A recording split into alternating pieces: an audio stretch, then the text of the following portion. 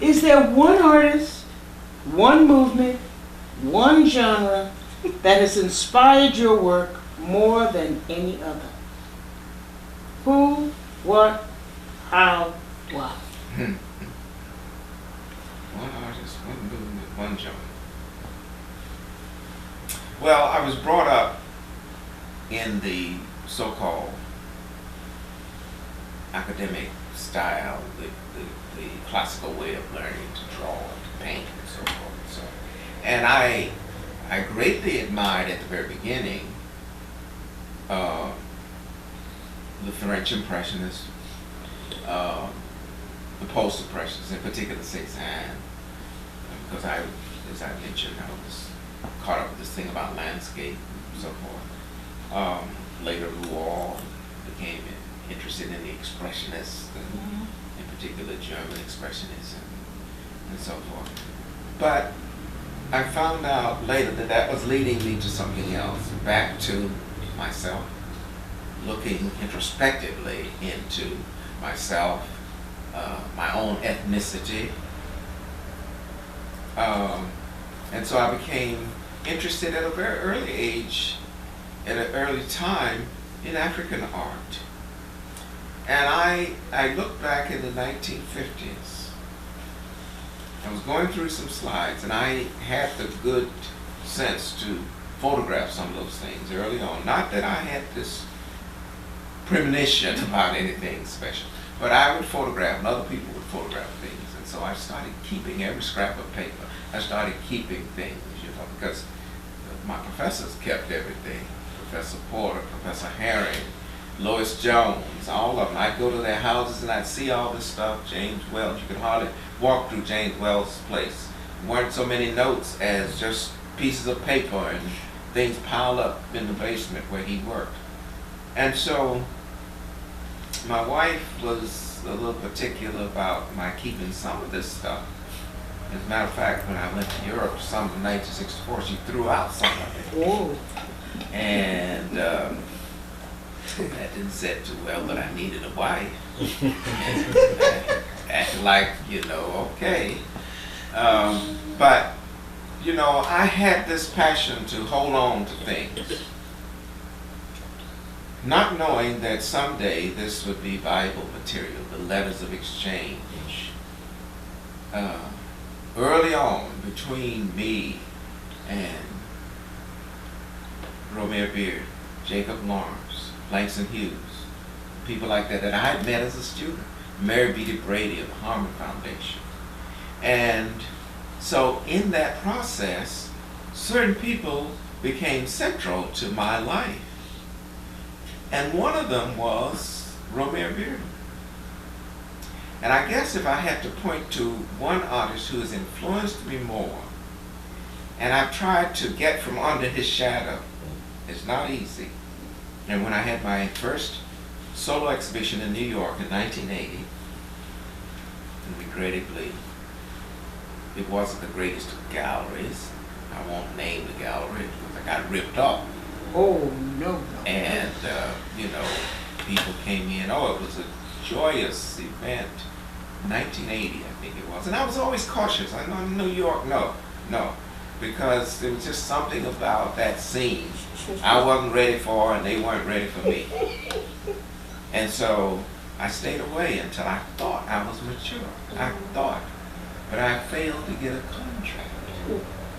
And so there were 17 black artists at the opening in May of 1980. And one of my great regrets is we didn't get a group picture. Romy was there. What was the name of the show? Was that the name of the show, 17 Black Artists? No, that one was person that show. was the book that Fax wrote. Oh, okay. Yes. Yeah. And people just showed up with great love and dedication and what have you. And I think about 12 pieces were sold that first day. Sold. Okay. And later on, I kept waiting for remuneration and what have you. And I'd get a call. Oh yes, they're going to send the money soon. And the money never came. Then eventually I was told, well, the reason I didn't send your money was my wife was in a car accident and I had to use the money for that, but I'm going to send it. Well, I decided that now I'm being nice. And this person had good taste and interestingly enough had a wonderful collection of African art in the gallery. And so I decided now I've got to use a few ghetto skills here. I have got to con this guy the way he conned me. So I went to him and I said, you know, since I'm Bill Cosby's curator and he collects African art, and African American art, and Camille loves African art, I said, you ought to let me have about 12 of those pieces to take to Bill and Camille to see if they would be interested. I'd already calculated the value of the work. Right. So, as my mom used to say, there's more than one way of skinning a cat. And so, he said, oh, Bill, yes, yes. So later on, I told Bill, I said, I used your name in vain. I said, but here's how I used it. I took the pieces, I took them home,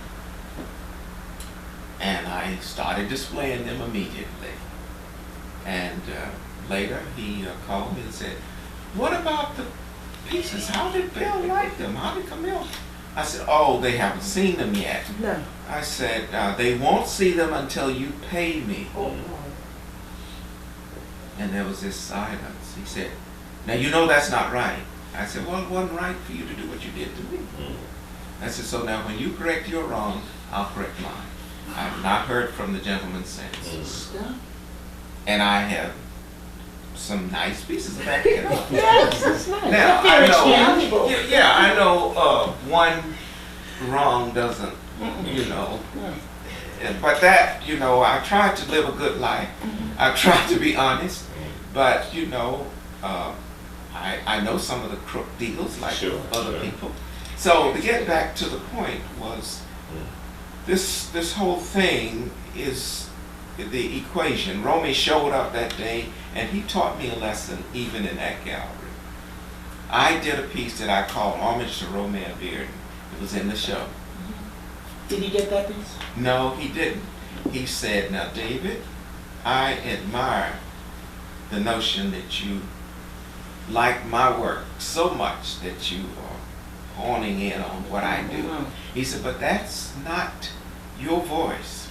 He took me over to a little work on the wall, and you remember Norma Jean Darden, Yeah. and she had a sister, both of them were models at one time. When Norma Jean had, came in, Romy picked out, he said, that's you. He said, I want to buy that. Yeah. So Norma Jean came in and she said, I want that piece, but it's sold.